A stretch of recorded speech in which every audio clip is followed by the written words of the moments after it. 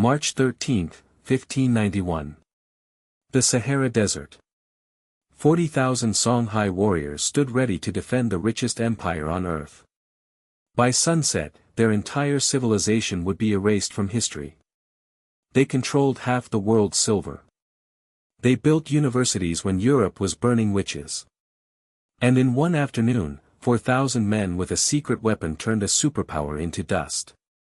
This is the story they never taught you in school. To understand how an empire vanishes in an afternoon, you need to understand what was lost. The Songhai Empire wasn't just powerful. It was incomprehensibly wealthy.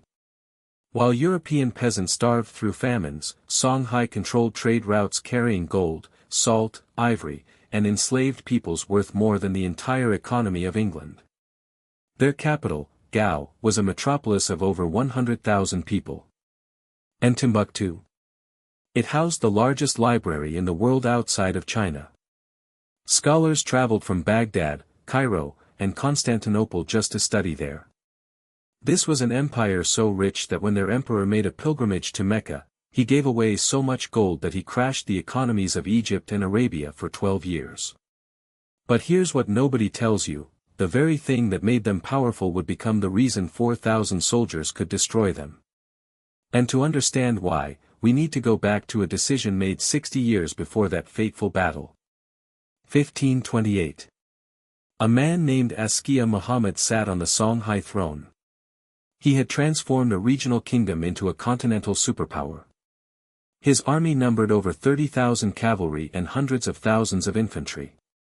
He standardized weights and measures, created a professional bureaucracy, and turned Timbuktu into the intellectual capital of the world. But Askia Muhammad made one critical error. He believed that military tradition was sacred. His armies fought the same way they had for centuries: cavalry charges, spear formations, and hand-to-hand combat.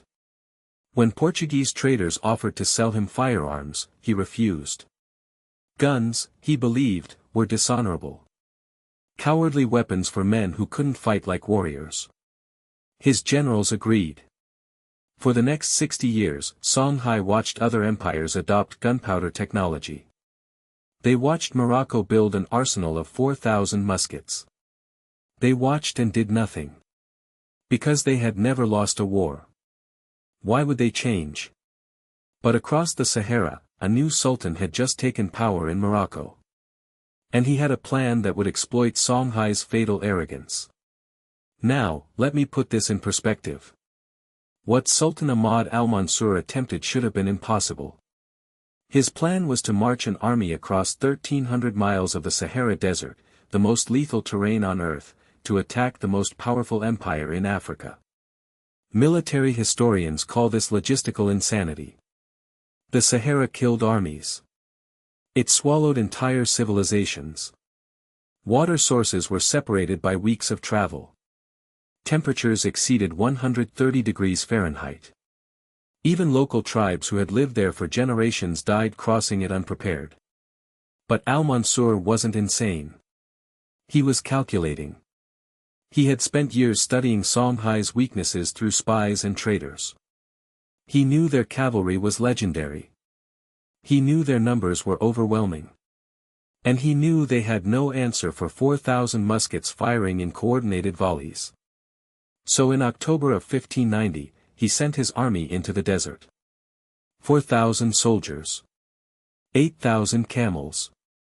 And a promise: anyone who survived would become unimaginably wealthy. What happened during that crossing? 2,000 men died before they ever saw the enemy. And the Songhai Empire had no idea they were coming. But here's where this story takes its darkest turn. Everything I just told you. That's not even the tragedy. The real tragedy is what happened when Songhai finally learned of the invasion. Because they had every advantage. 40,000 warriors against 2,000 exhausted survivors. Fresh troops against men who had just walked through hell. Home territory against invaders who had never seen this landscape. And Songhai's commander, Askia Ishaq II, knew all of this. He positioned his army at Tondibi, a strategic point where the Moroccan forces would be trapped against a river. He brought 1,000 head of cattle to stampede into the enemy lines before his cavalry charge. It was a perfect plan. A guaranteed victory. And then the Moroccans opened fire. In that moment, every assumption the Songhai had made about warfare became irrelevant. Those 40,000 warriors. They had never heard the sound of coordinated musket fire. Neither had their horses. Neither had the cattle. What happened next was not a battle. It was a slaughter that would echo through 5 centuries of African history.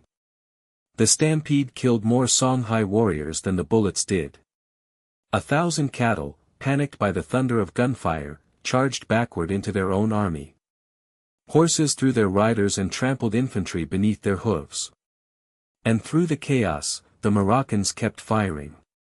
Volley after volley after volley. The Songhai cavalry tried to charge 3 times. Each time, they were cut down before they could close the distance.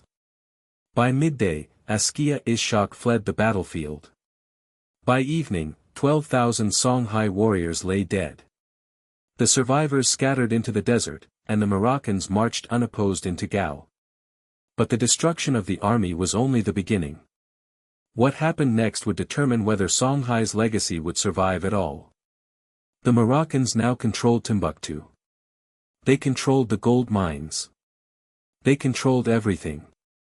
And their first act? They gathered every scholar, every scientist, every keeper of knowledge they could find. They marched them into the desert in chains. The greatest library in Africa, centuries of accumulated wisdom, mathematics, astronomy, medicine. It was about to vanish forever. Stop and think about this for a second. We remember the Library of Alexandria. Every history class mentions its destruction as one of humanity's greatest losses. But how many people know about Timbuktu? The Moroccans deported thousands of scholars to Marrakesh. Entire families of intellectuals, men who had memorized texts passed down for 500 years, were marched across the same desert that killed half the invading army. Most never arrived. Those who did spent their remaining years as curiosities in a foreign court, their knowledge dying with them. The manuscripts that survived were scattered. Some were buried by desperate scholars hoping to return someday. Others were sold as scrap paper. Centuries of astronomical observations, medical treatments, legal codes, poetry, philosophy, all of it reduced to fragments. But here's what makes this even more devastating: the Moroccans couldn't actually hold the empire they had conquered. Within 20 years, they lost control of the territory. Within 50 years, the entire region collapsed into warring states that would never reunify. The Songhai Empire didn't just fall. It was erased. And the weapon that erased it would reshape the entire African continent for the next 400 years. And this is the answer to the question I asked at the beginning. Why did an empire controlling half the world's silver fall to 4,000 men? It wasn't just the guns. It was the belief that strength alone guarantees survival. The Songhai had built something remarkable: universities, trade networks, a bureaucracy that rivaled any in the world. But they confused military dominance with invincibility.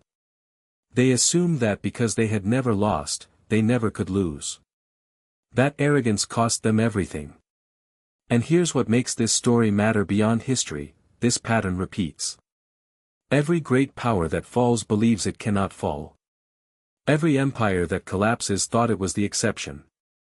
The Songhai watched technology change the world around them and believed their traditions would protect them. They were wrong. The Battle of Tondibi lasted less than 4 hours.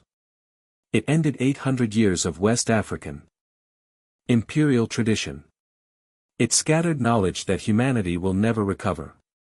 And it proved something that every civilization since has had to learn: the world does not wait for you to adapt.